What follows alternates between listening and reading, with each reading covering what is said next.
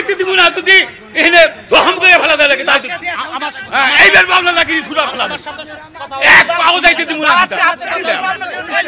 মানে কোন দিয়ে যায় আমি দেখব এবার কথা হইছে বাংলা না কোন দিয়ে যায় আমি দেখব আমাদের দাঁড়ান না সময় দিব একটু সামনে আমরা ভাই আপনি কার সাথে কথা বলছেন মোতালেব কই মোতালেব কই মোতালেব কই হ্যাঁ কি কথা হইছে আসর পর্যন্ত মাহফিল করবে তাহলে তো দিতে টাকা দিতে হবে এদের কথা ঠিক আছে কি বললো শুনেও জুতো মারবে ভাই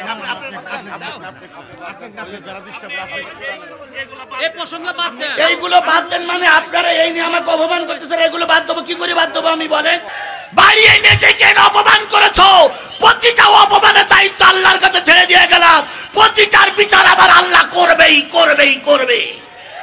একালেও করবে পরকালেও করবে আল্লামা সাঈদীর সঙ্গে যারা বিয়াদবি করেছিল তারা টিকতে পারেনি মামুনুল হকের সঙ্গে যারা বিয়াদবি করেছিল তারাও টিকতে পারেনি আজারির সঙ্গে যারা বিয়াদবি করেছিল তাদের ভরাডুবি অবস্থা যে যা করতেছো সাদা কাগজে লিখে রাখো একটা মানুষকে বাড়ি এনে যা করলে এটা সাদা কাগজে লিখে রাখো একালে না হলেও পরকালে বোঝা যাবে আমার দাওয়াত নেওয়া হলো জোহরের পরের থেকে আসর ওয়াক্ত পর্যন্ত সেই হিসাবে পোস্টারও ছাপানো মাওলানা আজিজুল ইসলাম জিহাদি বাদ জোহর হইতে শুরু এটা কিন্তু এখানে তাই লেখা আছে কি হইতে শুরু বলেন এখানে বাদ জোহর হইতে শুরু তাহলে আমার কথা আর পোস্টারের কথায় মিল আছে বলেন মিল আছে কিনা আমি দাওয়াত নিছি জোহরের পরের থেকে কোন পর্যন্ত আসর ওয়াক্ত পর্যন্ত তোমরা বক্তা হও বাইরের বক্তা দাওয়াত করার কি দরকার এতই যখন গুন্ডামি করতে পারো তা নিজেরা বক্তা হতে পারো না এতই যখন গায়ের শক্তি আছে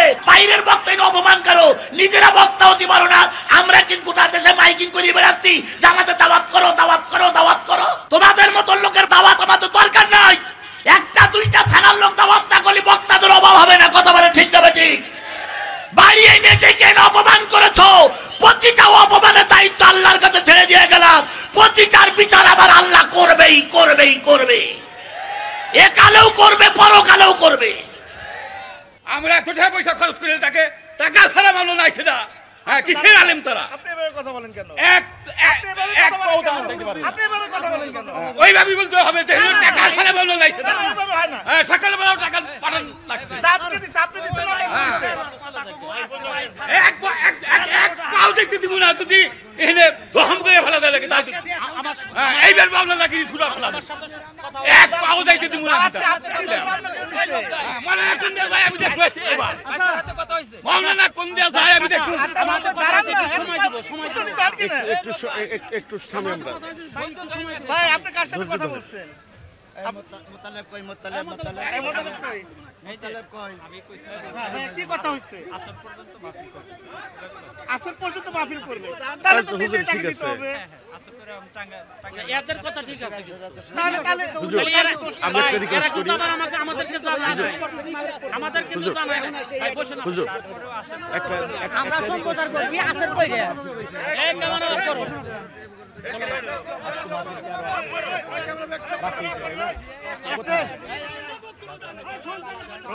রব্বাই কই আব্দুর রব্বাই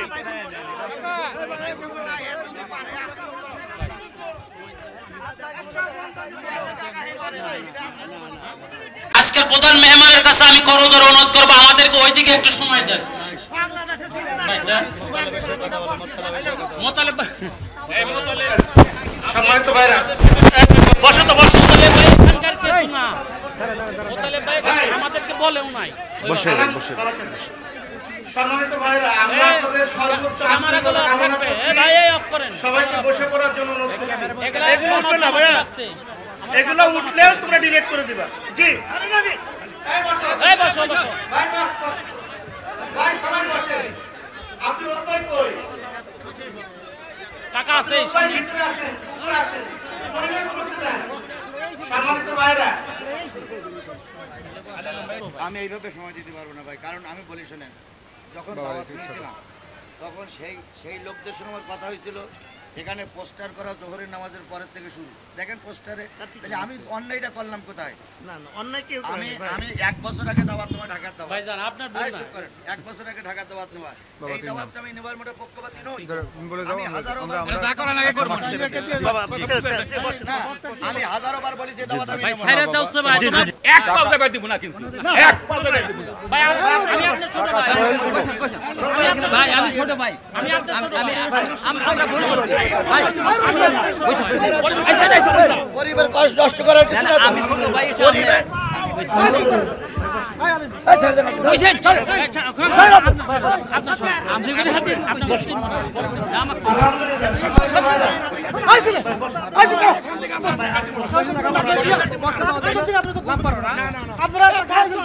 সম্মানিত ভাইরা, এই কথা কোন কে এই চুপ করেন প্লিজ। শেষ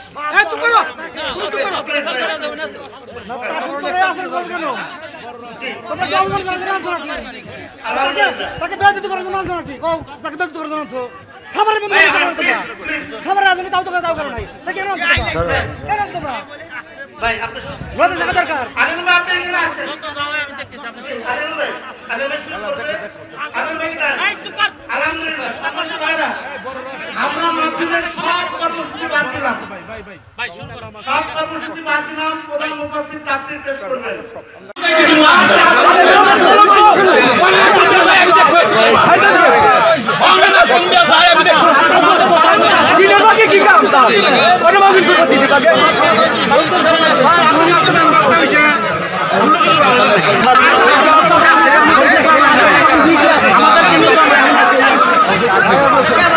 বসেন বসেন ক্যামেরা বন্ধ করো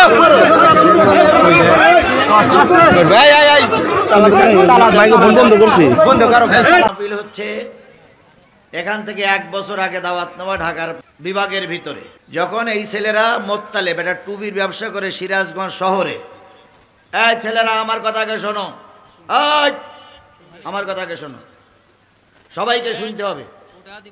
নিশ্চয়ই এখানে কেউ গরু না, সবাই মানুষ। প্রত্যেকের বিবেক আছে, বিবেক আছে না? যারা হুমকি দিচ্ছে রাত পর্যন্ত থাকতে বলে বিবেক নাই, ওরা মানুষ না? আমরা ওয়াজ করতেছি, আমরা মানুষ না? যে ছেলেগুলো এখানে মস্তানি দেখাচ্ছে, যে হুজুরের এখানে বন্দি করে, ওরাও তো মানুষ। এদেরকে সবাইকে শোনার জন্য অনুরোধ করছে, আমার কথাগুলোকে শুনতে হবে। তারপরে ভুল ত্রুটি যেটা হয়, কম্প্রোমাইজ যেটা হয়, সেটা হবে, আগে শুনতে হবে। সেটা হলো আমার এই মাহফিলটা নেওয়ার পক্ষপাতে আমি না। সে মোত্তালেব কই আছে? আর একটা ছেলে, যে ছেলেটা এখানে ডেকে নিয়ে আসলাম আপনাদের সামনে, এই 2টা ছেলে থেকে মূলত মাহফিলের দাওয়াত নেই। এই যে রৌফ ভাই বলতেছেন, রৌফ ভাই এই পর্যন্ত কোনোদিন আমার সামনে আসেনি, কথাও বলিনি। 1 2 নম্বর কথা হচ্ছে, আমার দাওয়াত নেওয়া হলো জোহরের পরের থেকে আসর ওয়াক্ত পর্যন্ত। সেই হিসাবে পোস্টারও ছাপানো, মাওলানা আজিজুল ইসলাম জিহাদি বাদ জোহর হইতে শুরু। এটা কিন্তু এখানে তাই লেখা আছে, কি হইতে শুরু বলেন? এখানে বাদ জোহর হইতে শুরু। তাহলে আমার কথা আর পোস্টারের কথায় মিল আছে? বলেন মিল আছে কিনা? আমি দাওয়াত নিছি জোহরের পরের থেকে কোন পর্যন্ত? আসর ওয়াক্ত পর্যন্ত। এরপরে পোস্টারও করা তাই। এবার রৌফ ভাই যে এসে বলে গেলেন টাকা ছাড়া বক্তা আসেনি, সম্পূর্ণ মিথ্যে কথা। টাকা ওই যে ছেলেরা টাকা নেছে, এই রৌফ ভাই আপনি আগে আমার কথা শোনেন, আমার কথা শোনেন আগে, আমার কথা শোনেন, আমার কথা শোনেন আগে, আপনি আমার কথা শোনেন। না না না না, আমার কথাকে শুনতে হবে, আমার কথা শুনতে হবে, আমার কথা শোনাই লাগবে তোমাদের, আমার কথা শোনাই লাগবে। তোমরা গরু হিসেবে আমার কিনে নিয়ে শুনি না ভাই, না বলতে দেন, আমার বলতে দেন, আমার বলতে দেন। এই যে রৌফ ভাই বলেছে না টাকা ছাড়া বক্তা আসেনি, এটা বক্তাদের একটা দুর্নাম, এটা বক্তাদের একটা দুর্নাম। আমি টাকা নিয়ে আসিনি, কথা ভুল কথা। আমি টাকা না না রাখেন রাখেন না, আমার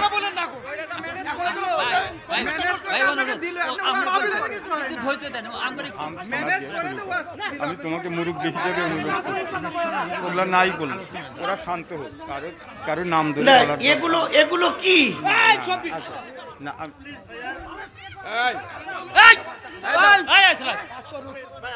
ভাই ওই টাকার কথা তুমি হাম ছানা, আপনি হাম ছানাটা কয়ে চলে যান। থানাটা কয়ে চলে যান। কি বললো শোলেও জুতো মারবে।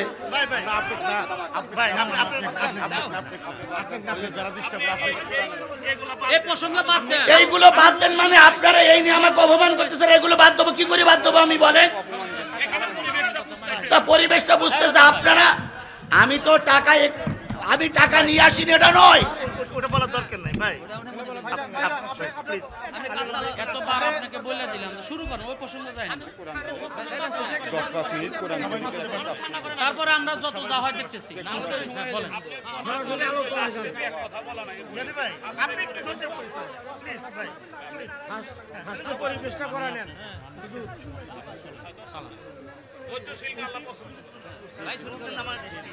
সবাই বসছি, আমরা সবাই বসছি। আমাদের সম্মান, আলিম ভাইয়ের সম্মান আপনি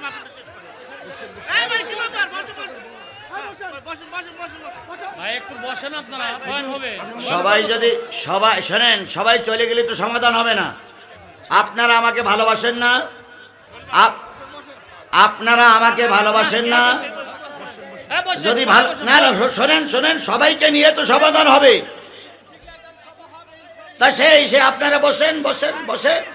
সবাই যদি চলে যান তাহলে তো হবে না, বসেন। আজকের এই যে দৃশ্যটা, যে অবস্থাটা, এই মিডিয়ার মাধ্যমে গোটা বিশ্ব দেখতেছে, গোটা বিশ্ব দেখতেছে। এইটাই মিডিয়া দেবে। কারণ কেন দেবে না? এরা তো দেবাবতের জন্য ফরজ। মানুষের গুণাগান দেখতে হবে না? কে কেমন আচরণ করতেছে এটা দেখা লাগবে না? অবশ্যই দেখা লাগবে। আমি একজন মুসলমান, আপনি একজন মুসলমান, অবশ্যই দেখা লাগবে। আল্লাহর হস্তে আল্লামা সাঈদীর সঙ্গে যারা বিয়াদবি করেছিল তারা টিকতে পারেনি। মামুনুল হকের সঙ্গে যারা বিয়াদবি করেছিল তারাও টিকতে পারেনি। আজারির সঙ্গে যারা বিয়াদবি করেছিল তাদের ভরাডুবি অবস্থা। যে যা করতেছো সাদা কাগজে লিখে রাখো। একটা মানুষকে বাড়ি এনে যা করলে এটা সাদা কাগজে লিখে রাখো। একালে না হলেও পরকালে বোঝা যাবে। এই মাহফিল জীবনে আর ভালো হবে না, জীবনেও হবে না। আপনি যত ফেরেশতা দিয়েও যদি ওয়াজ করান, এই মাহফিলের পরিবেশ আর কখনো ফিরে আসা সম্ভব নয়। কারণ যেখানে আল্লাহর গজব নাজিল হয় সেখানে আল্লাহর কথা ভালো লাগবে না। 100% এই মাহফিলের পর আল্লাহর গজব। সম্ভবত নিশি বয়রা একটা মাহফিল হয়েছিল, আপনারা কেউ ছিলেন সেখানে? নিশি বয়রা ছিলেন। এরকম একটা পরিস্থিতি ওখানে হয়েছিল।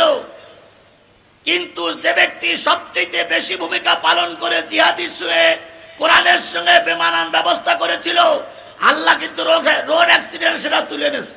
তোমরা বক্তা হও, বাইরের বক্তা দাওয়াত করার কি দরকার? এতই যখন গুন্ডামি করতে পারো তা নিজেরা বক্তা হতে পারো না? এতই যখন গায়ের শক্তি আছে, বাইরের বক্তাকে অপমান করো, নিজেরা বক্তা হতে পারো না? আমরা কি গোটা দেশে মাইকিং করে বেড়াচ্ছি জামাতে দাওয়াত করো। তোমাদের মতো লোকের দাওয়াত আমাদের দরকার নাই। একটা দুইটা থানার লোক দাওয়াত না করলে বক্তাদের অভাব হবে না। কথা বলে ঠিক না ঠিক? বাড়ি এনে ডেকে অপমান করেছো, প্রতিটা অপমানের দায়িত্ব আল্লাহর কাছে ছেড়ে দিয়ে গেলাম। প্রতিটার বিচার আবার আল্লাহ করবে। একালেও করবে, পরকালেও করবে। আমাকে যদি বলে যে রাত 12টা পর্যন্ত এখানে বসে থাকতে হবে, আমার এখান থেকে নড়িয়ে যাবার সুযোগ নাই। কারণ আমরা নেতার আনুগত্য করে চলি। কথা বলে ঠিক না ঠিক? আপনাদের কোনো দাবি থাকলে দাবিটা যদি নেতাদের মাধ্যমে আসতো, খোদার কসম কিছুই হতো না। দেখেন, নেতা হওয়ার ভিতরে যতগুলো গুণের দরকার তার ভিতরে একটা গুণ হচ্ছে নমনীয়তা। কি গুণ? নমনীয়তা। দুইজন নেতা আপনারা পাইছেন, একজন হচ্ছে বেলকুচির সাবেক উপজেলা চেয়ারম্যান, আর একজন হলো আগামী দিনের কান্ডারি। দুইজনের ভিতরে নমনীয়তা পাইছেন না পান নাই? নেতা ওই একজন সাধারণ লোকের পায়ে ধরে, এটা যেমন তেমন লোকের কাজ নয়। একটা মাহফিল দেওয়ার উদ্দেশ্য হয় বক্তা ভালো আসার পরে লোক কিছু বেশি আসে, এটা একটা উদ্দেশ্য। 2 নম্বর, বক্তা ভালো আসলে কালেকশন একটু বেশি হয়।